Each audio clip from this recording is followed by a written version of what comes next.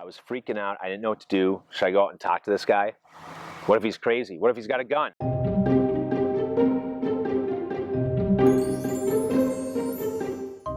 Hey, what's up everyone? My name is Bigfoot. Last year I thru-hiked the Appalachian Trail and vlogged my entire experience on my YouTube channel, Follow Bigfoot. And I wanted to share with you a story that I haven't told very many people at all. If you didn't watch my vlogs, you wouldn't know about it. And it's actually a story of the scariest experience I had on my thru-hike last year on the Appalachian Trail. It all starts coming out of Hanover, New Hampshire. My goal was to get to Smarts Mountain.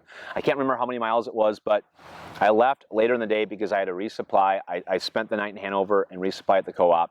And I didn't get back on the trail till about 11 o'clock.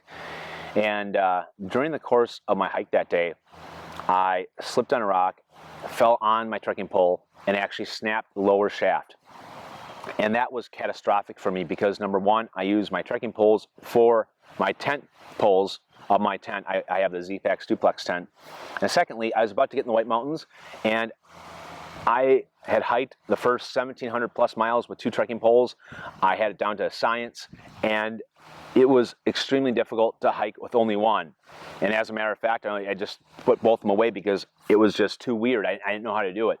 So I was trying to figure out what the heck I was going to do. So I decided to stop earlier than I wanted to, and it was at the base of Smarts Mountain. It was in this gravel parking lot. There was a creek that flowed by, so I had water, and there was a road that little forest road that had driven by, and I wanted to stop early enough that I had a chance to be able to see if I could fix my trekking pole, which I was able to, and fantastic. I was so happy. And while I was fixing my trekking pole, I saw 2 different vehicles that drove by me, which I thought was kind of weird because it was so late and it was out in the middle of nowhere. And anyway, I set up camp, went to bed at about 10 o'clock. I got woke up by a car pulling in the parking lot at about midnight.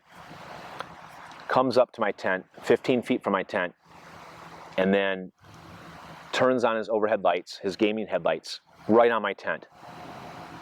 And he sat there, minute after minute after minute. I was freaking out. I didn't know what to do. Should I go out and talk to this guy? What if he's crazy? What if he's got a gun? Like, all of these thoughts were going through my head. I had no clue what to do. And I started kind of packing my stuff together. I put everything in my ditty bag. It was going to be my bug out bag. And if I needed to, I was just going to run as fast and as hard as I could and get the heck out of there. And after 15 minutes, which felt like 15 hours, he finally shut off his gaming headlights, backed out, and left. And then I sat there trying to figure out, should I move? Should I leave? What if he comes back? What was I going to do? I decided to stay there the rest of the night, and luckily he never came back again. But I couldn't sleep the rest of the night. It was so scary because of just the unknown. I think it actually was someone there just to screw with me. And when I think back and look back, while I was sitting on my trekking pole and fixing it, I actually remember seeing a Jeep with some gaming lights on it, driving that road. That was one of the 2 cars that I saw late at night. So he knew I was there, and I'm pretty positive he just wanted to come back and screw with me. I mean, why else would you pull up to some guy's tent, literally 15 feet from me, and turn on your overhead lights, right? So after that, I never stayed at another parking lot or anywhere near a road by myself because I was a little freaked out. And it definitely topped my list of the scariest moments on the trail.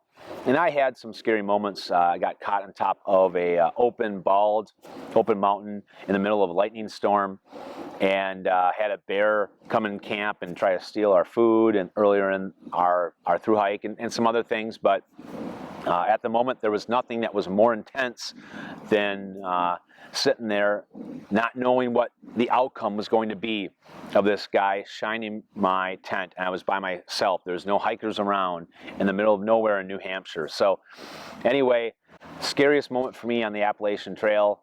I hope you guys enjoyed it. if you want to come back and watch that part of the vlog. It is going to be I think it's days like somewhere between 86 and 90, and it was between Hanover, New Hampshire, and the White Mountains. So thanks for listening to my story.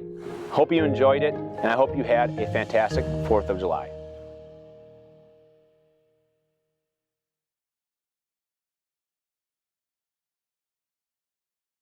I like it, I dig it, I want more of it.